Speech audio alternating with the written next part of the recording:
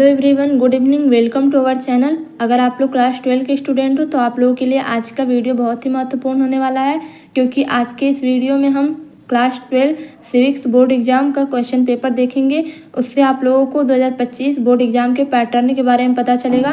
अगर आप लोग इस चैनल पे नए हैं तो चैनल को सब्सक्राइब और बेल आइकन को प्रेस कर दीजिए, ताकि किसी भी वीडियो का नोटिफिकेशन आप लोग पर सबसे पहले पहुंच सके।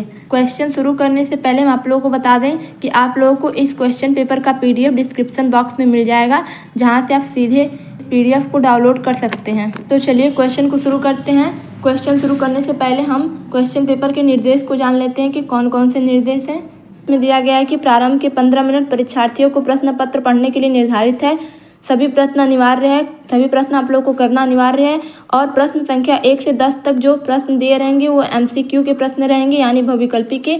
नेक्स्ट है कि प्रश्न संख्या 11 से 20 तक अति लघुत्तरी प्रश्न होंगे, जिसका उत्तर लगभग 10 शब्दों में देना है। ठीक है। प्रश्न संख्या 21 से 26 तक लघु उत्तरी प्रश्न है। लघु उत्तरी फर्स्ट प्रश्न है, जिसका उत्तर प्रत्येक लगभग 50 शब्दों में देना है। प्रश्न संख्या 27 से 30 तक लघु उत्तरी सेकेंड प्रश्न है, जिसका उत्तर आप लोगों को लगभग 100 से 125 शब्दों में देना है। प्रश्न संख्या 31 और 32 दीर्घ उत्तरी प्रश्न है, जिसका उत्तर प्रत्येक लगभग 250 शब्दों में देना है। और सभी प्रश्न के निर्धारित अंक उनके सामने दिए हैं। तो चलिए बहुविकल्पी प्रश्न को देखते हैं। बहुविकल्पी प्रश्न में पहला क्वेश्चन है कि दूसरी दुनिया के देश इस रूप में जाने जाते हैं।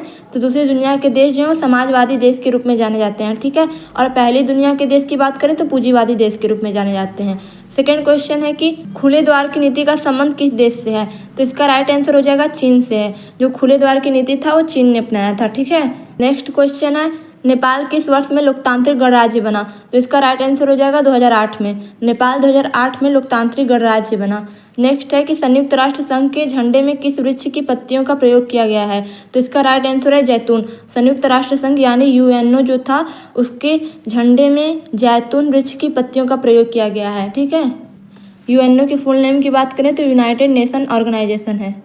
नेक्स्ट क्वेश्चन है संयुक्त राष्ट्र संघ का कौन सा अंग अब क्रियाशील नहीं रह गया है। तो इसका राइट आंसर हो जाएगा न्याय परिषद। न्याय परिषद जो है वो अब क्रियाशील नहीं रह गया है। नेक्स्ट क्वेश्चन है कि निजाम का संबंध भारत की किस रियासत से माना जाता है। तो जो निजाम का संबंध था वो भारत के हैदराबाद एक रियासत था, उससे माना जाता है। इसका पूरा नाम उस्मान अली खां था। ठीक है। नेक्स्ट क्वेश्चन है भारत ने किस पड़ोसी देश के साथ पंचशील समझौता किया। तो इसका राइट आंसर हो जाएगा चीन। जो भारत था वो चीन के साथ पंचशील समझौता किया। नेक्स्ट क्वेश्चन है कि 1975 में घोषित राष्ट्रीय आपातकाल संविधान के किस अनुच्छेद के अंतर्गत लगाया गया था। जो 1975 में घोषित राष्ट्रीय आपातकाल था इंदिरा गांधी के समय में, तो वो किस अनुच्छेद के अंतर्गत लगाया गया था। तो इसका राइट आंसर हो जाएगा अनुच्छेद 352। अनुच्छेद 352 में राष्ट्रीय आपातकाल का प्रावधान दिया है। ठीक है। नेक्स्ट क्वेश्चन है कि मंडल आयोग का संबंध था। तो मंडल आयोग का संबंध किससे था। तो अन्य पिछड़े वर्ग के आरक्षण से मंडल आयोग का संबंध था। नेक्स्ट क्वेश्चन है कि बर्ड फ्लू रोग से प्रभावित होने वाला प्रधान जीव है। तो जो बर्ड फ्लू रोग है उससे प्रधान जीव कौन है प्रभावित होने वाला। तो इसका राइट आंसर होगा मुर्गी। मुर्गी बर्ड फ्लू रोग से प्रभावित होने वाला प्रधान जीव है। अब यहाँ पे आप लोग का अति लघुत्तरी प्रश्न आता है, जो 2-2 अंक के पूछे जाते हैं। ठीक है। पहला क्वेश्चन हम लोग देखते हैं क्या दिया है। पहला क्वेश्चन है पूर्वी यूरोप के उन देशों के नाम बताइए जो विभाजित होकर अलग अलग देशों के रूप में जाने जाते हैं। तो पूर्वी यूरोप के 2 देश थे, चेकोस्लोवाकिया। चेकोस्लोवाकिया जो था वो साल 1993 में शांतिपूर्वक चेक गणराज्य और स्लोवाकिया में बढ़ गया। ठीक है। जो चेकोस्लोवाकिया था वो साल 1993 में चेक गणराज्य और स्लोवाकिया में शांतिपूर्ण बढ़ गया। ठीक। नेक्स्ट क्वेश्चन है कि दक्षिण एशिया में शामिल किन्हीं 2 देशों के नाम लिखिए। तो दक्षिण एशिया में बहुत सारे देश शामिल है, जैसे बांग्लादेश हो गया, भारत हो गया, नेपाल हो गया, भूटान हो गया, पाकिस्तान, अफगानिस्तान, सारे जो हैं दक्षिण एशिया के देश हैं। तो आप लोग किसी 2 देशों के नाम लिख दीजिएगा दक्षिण एशिया के। ठीक। नेक्स्ट क्वेश्चन है अंतर्राष्ट्रीय स्तर पर काम करने वाले किन्हीं 2 गैर सरकारी संगठन के नाम लिखिए। तो 2 गैर सरकारी संगठन आप लोगों का हो जाएगा एमनेस्टी इंटरनेशनल, एक ऑक्सफैम इंटरनेशनल। ठीक है। नेक्स्ट क्वेश्चन है कि वैश्विक स्तर पर फैलने वाले किन्हीं 2 महामारियों के नाम लिखिए।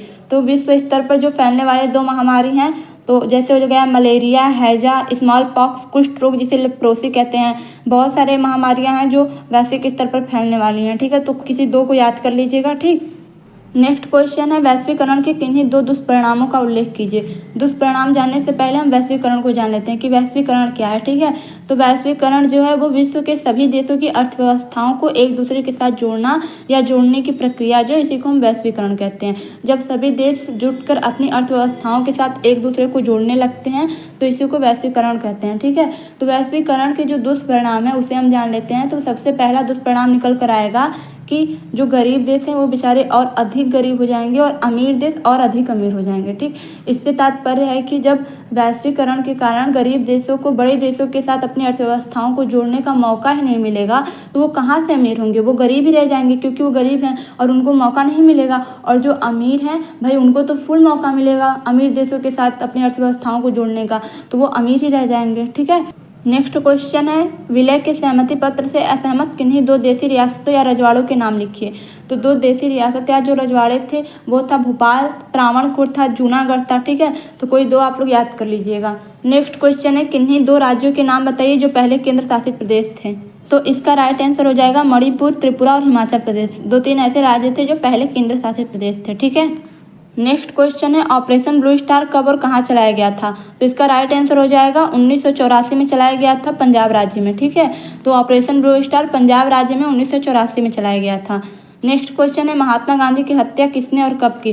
तो महात्मा गांधी की हत्या नई दिल्ली के बिरला हाउस में नाथूराम गोडसे ने 30 जनवरी 1948 को किया था।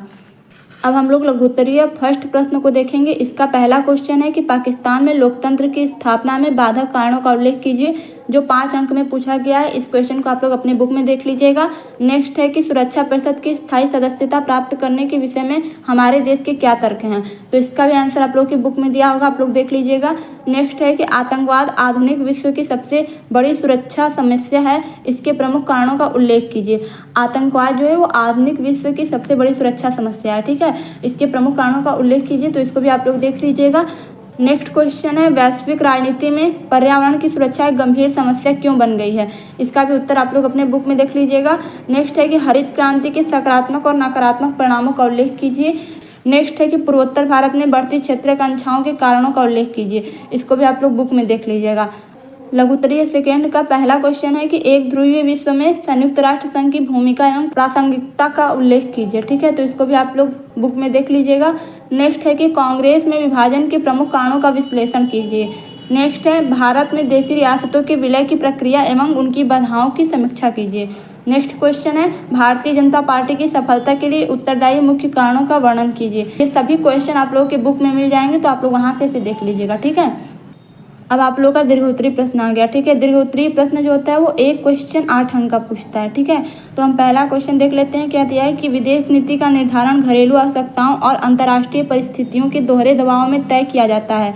भारत द्वारा अपनाई गई विदेश नीति के इतिहास से उत्तर की पुष्टि कीजिए। ठीक, इसके लिए आप लोगों को 4+4 टोटल 8 अंक प्राप्त होंगे। या अथवा करके एक और क्वेश्चन दिया है कि 1975 में लगाए गए आपातकाल के प्रमुख कारणों एवं परिणामों का विश्लेषण कीजिए। देश की राजनीति को आपातकाल ने किस प्रकार प्रभावित किया।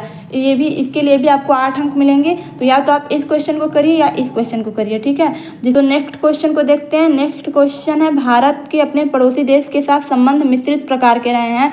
पड़ोसी देशों के साथ संबंधों के सकारात्मक एवं नकारात्मक पक्षों का विश्लेषण कीजिए। अथवा करके एक क्वेश्चन और दिया है कि क्षेत्रीय संगठनों की स्थापना के उद्देश्य की पहचान कीजिए। इन उद्देश्यों को प्राप्त करने में यूरोपीय संघ तथा आसियान किस हद तक सफल सिद्ध हुए। ठीक है, तो इसमें भी कोई एक आप लोग को करना है, जिसके लिए आपको 8 अंक प्राप्त होंगे। किसी भी क्वेश्चन को आप लोग अच्छी तरीके से पढ़ के उसका आंसर दीजिएगा। ठीक है, तो आज के लिए इतना ही। मिलते हैं नेक्स्ट क्लास के साथ।